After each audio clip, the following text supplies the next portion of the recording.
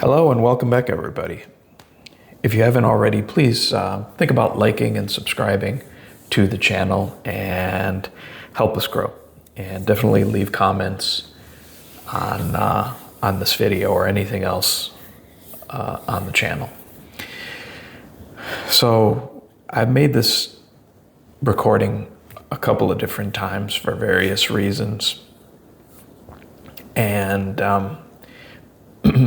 it is largely triggered by a lot of nostalgia content on YouTube and elsewhere that you see. I recently saw a video by a gentleman who goes by Flea Bitten Adventures here on YouTube, and one of his things is going to flea markets, but also visiting dead malls and that sort of thing. And that's a lot of content that I was kind of consuming during the time of the virus.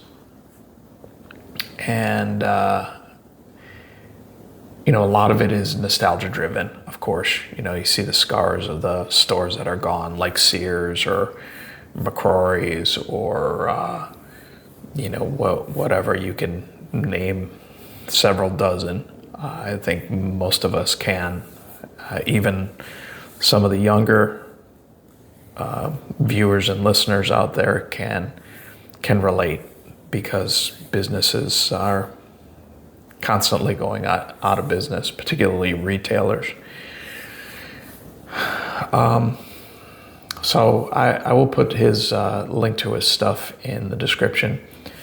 But it got me thinking, this particular video, he visits a dead mall. It's not really a dead mall, it's a repurposed mall, but it no longer functions as a mall at all. There are no retail stores, according to what he describes in the mall. It's basically offices and other types of uses.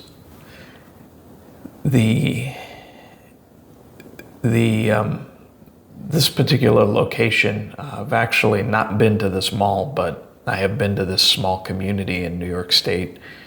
And it's nice. It's in the central part of the state, actually the Capital District. It's just outside of Albany. I think maybe about 40 minutes outside of Albany.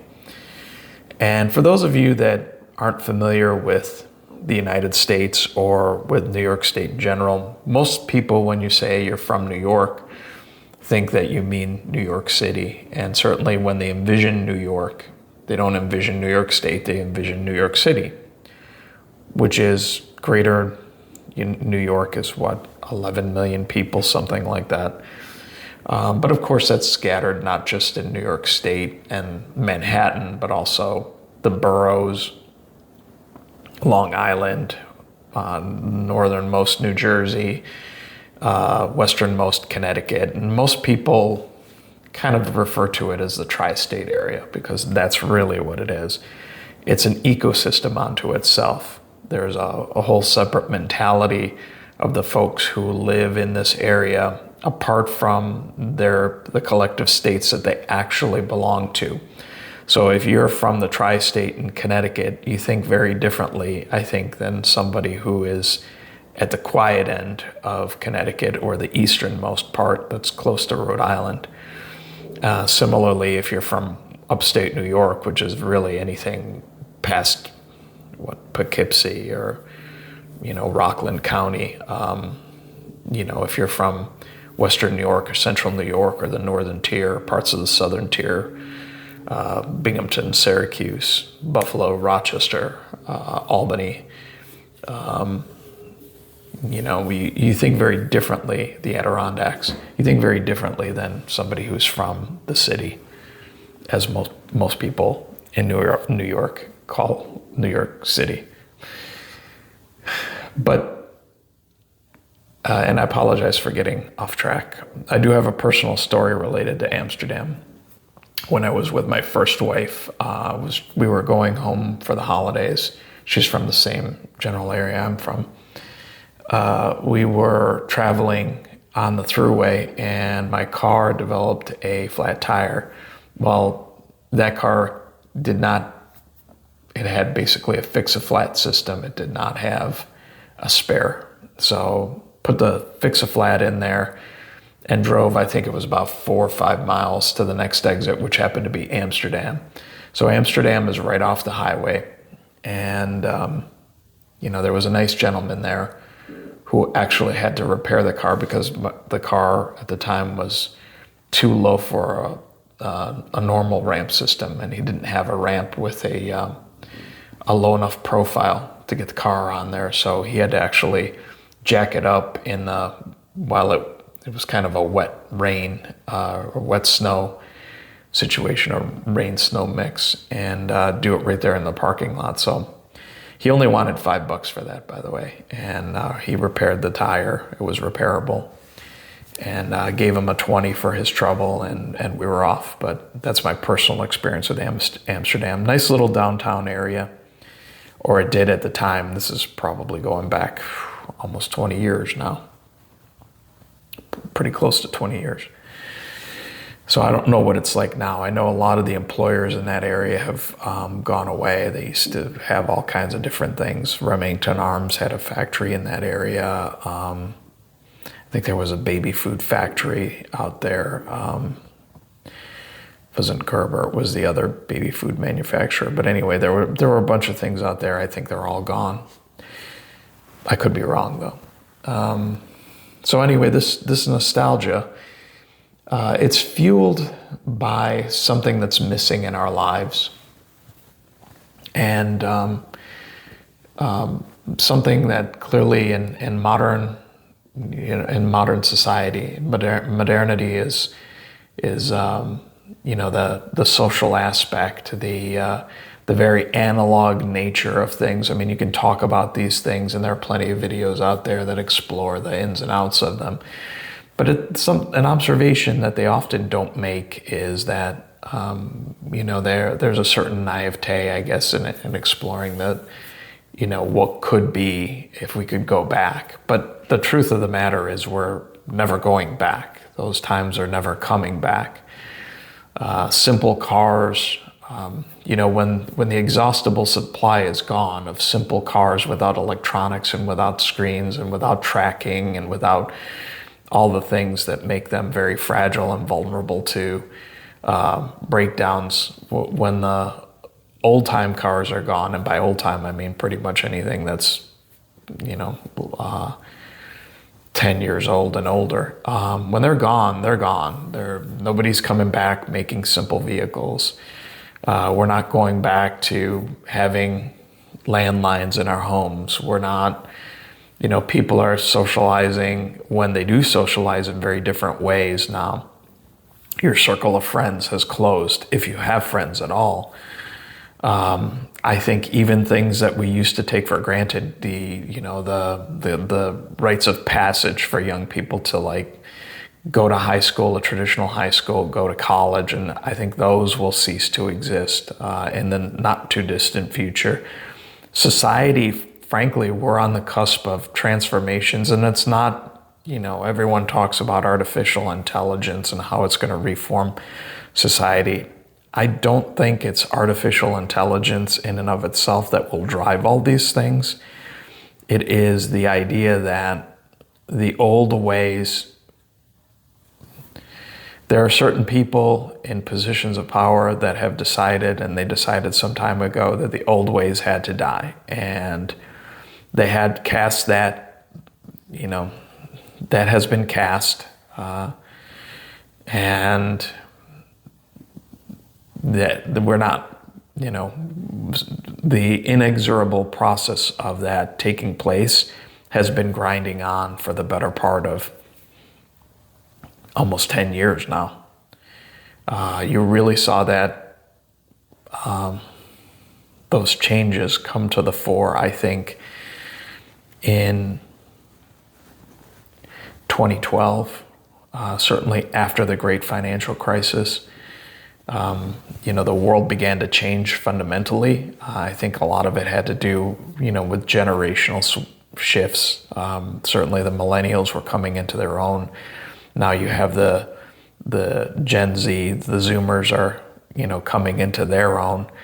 And after that, it'll be Gen Alpha. And I think, Gen Alpha is a generation very much has grown up with screens in their face from the time that they're literally toddlers. And as parents, millennial parents in particular, I notice they love to just slip a tablet, whether it's an iPad or the Amazon version of that. I don't know what exactly it's called, but slip that in their face and occupy their time so that they can do whatever millennial things. So the old days aren't coming back. So I think this nostalgia is going to get more and more.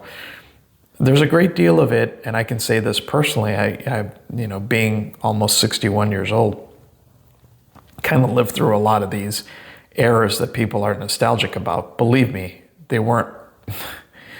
They shouldn't be overly romanticized. There were a lot of good things, and in a lot of ways, we didn't know how good we had it.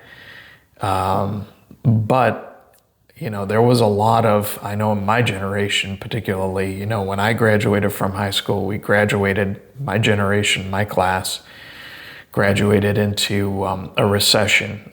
When I got out of college, it was the first Gulf War. I lost my job that I managed to land, which was a very good job working at a Fortune 100 company, due to the fact that we actually had entered the second Gulf War and I had another recession. When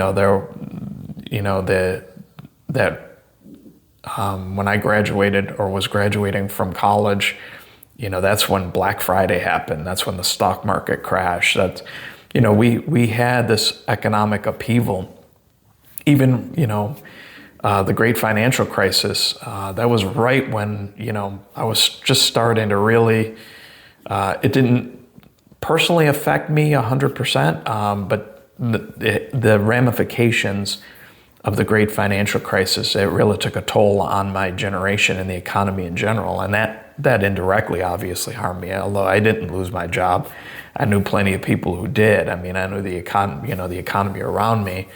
And I professionally had to deal with the consequences, a lot of the failed development. And so, these things, we shouldn't overly romanticize the past. Having said that, there are a lot of good things from the past that won't unfortunately come back. So for all of you people, my generation, and even some of the younger boomers, and then, millennials and Gen Z, of course, I encourage you to look fondly upon those times and try and recoup as much of that energy, if nothing else, going forward. Learn to live your life, smell the roses, get away from the phone, get away from the electronic leashes. Certainly don't install phone apps that for work, if you can help it on your personal phone so that you're constantly tied to work. Try to minimize the stress of modern life wherever you can. And I can tell you personally that stress takes a direct toll on your health. It's anecdotal, but there's plenty of anecdotal and scientific evidence that says that stress harms your health. So I encourage you to, wherever possible, de-stress your life. And sometimes that means giving up the technology. Do search out personal relationships whenever possible, if that's what you're, what you seek. Some people who, frankly, are introverts may not want that. I know plenty of people who are on the introverted side, or folks who have to force themselves to have that social interaction. And I don't know that's, that just puts another stressor on you. So, but I do think that, where that way of life is not coming back, the malls, the hanging out with your friends in the food court, and that kind of stuff is largely gone and will continue to further erode wherever any of that exists.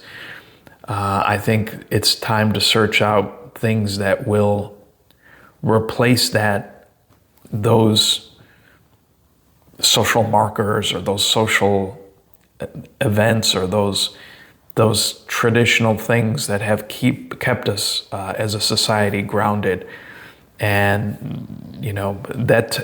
and try and keep some of that energy in our society, because I think that's one of the great things that American society has brought the world. There are plenty of things that aren't so great, but there are a lot of great things that have come from American life, and we should not let that cease to exist.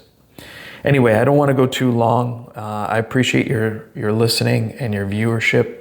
Please like and subscribe if you can, and if you're willing, leave comments, and I will see you down the road. Thank you.